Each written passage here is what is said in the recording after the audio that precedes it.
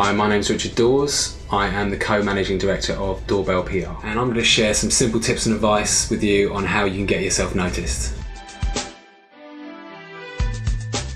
Right now we're working with Take That, Paul McCartney, The Brits, Leona Lewis, Two Door Cinema Club, The Kills, Bombay Bicycle Club, Kelly Rowland, Jamie Cullen, Children in Need, list goes on. I think the biggest piece of coverage that I ever got while being at Doorbell was the Take That reunion. We got the front page of every tabloid national newspaper, huge pieces in all the broadsheets. It was across the TV networks, radio and online and social media. It was like the one story that everyone was talking about, and all with this amazing picture that we'd kind of planned from a couple of days before them in a really kind of classic looking black and white picture for the front page. It was, you know, one of those kind of stop, kind of in your tracks type moments. In terms of emerging artists, I think the biggest result we've had from a coverage point of view was when we got given the task of doing a little something for an unknown rapper called Enfa, or No Fixed Abode. He'd had a video recorded for him by a friend of his, Heath Ledger, the late Heath Ledger, and had sat on this video for a couple of years. And we took it on and basically broke down the story and came up with the angles that hadn't really been explored about it being the first time, that it had possibly been some of the inspiration for Heath's role as the Joker in Dark Knight. I'd say the best thing that a band or an act can do is probably to find a friend or someone in the band who can make it their job to start researching and be aware of the blogs, online, their social networking, that kind of stuff, and looking at what other people are doing. If you're going to hire someone, hire a social networking person and an online PR. My top PR tip, number one, would be, especially when approaching bloggers don't like to be PR'd. So if you're approaching a blogger, you have to be yourself. It's got to be about the music, and it's got to be something that's interesting about what you're doing to excite them. For a blogger, they just want to know what's new, what's interesting, what's unique, and so it's a lot more kind of hands-off. It's kind of like, this is what we've got, and see if you like, hope you like it.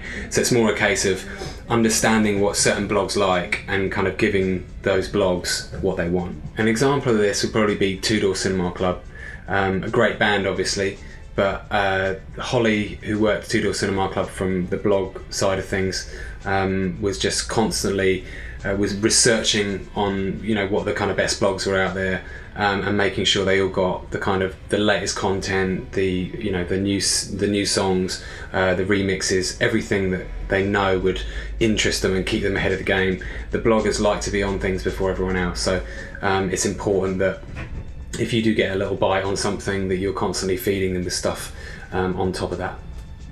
So I think Two Door Cinema Club, and it's an example of a band that grew through kind of blogs and online over and above radio, press, TV. They basically kind of grew online, and as a result of that, on the live scene as well.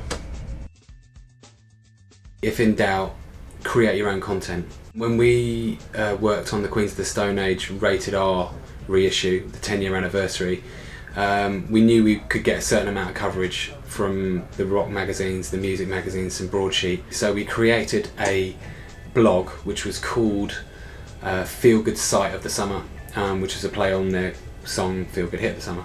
And on that blog we had photographers, journalists, put up their pictures or favourite anecdotes, or maybe parts of interviews that they'd done from years ago up on the site, which in some cases hadn't been seen before. Has to be the PR stunt. As contrived as sometimes people can think they are, they can generate a huge amount of coverage if done right. I think that's the key, is thinking up something that is unique, is newsworthy, is different, that'll get people talking. You want to create a conversation. When I did the PR for Chinese Democracy, the latest Guns N' Roses album, we needed a little something extra to keep people talking, or get people talking outside of the usual music channels. And so we hired 100 cyclists, and we made up 100 kind of hoodie tracksuit tops and bottoms, all in red, and we had them cycle out through London, and we invited The Guardian out, and we invited a few other kind of agency photographers to get pictures from various different angles, from up on buildings and all sorts, when they were kind of cycling all together in a junction very early in the morning, so we looked like we were packing the roads out. And we got huge coverage from the Guardian to the Standard to across online in all the kind of rock mags, as well as the kind of more mainstream areas. So it was real big success. So come up with a stunt and think of a really good visual angle. Filming a session or a very homemade video that's quite cool. There's a lot of people out there, a lot of creatives out there who are looking to get their name out there, to do things very cheaply with a really good idea.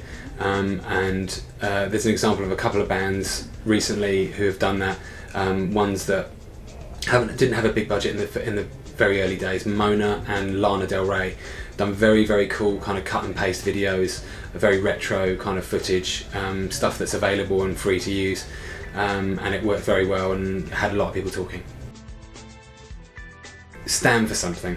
Press and online mainly deal in words, so people want to read about something interesting, something exciting, something they've not read about before, and I think it's important to stand for something, be passionate about something that's unique and interesting and different, and shout about things that you believe in. My PR task for the Emerging Icons Academy is to create your own content. Build something where fans converge, get excited and pass on what they found to their friends.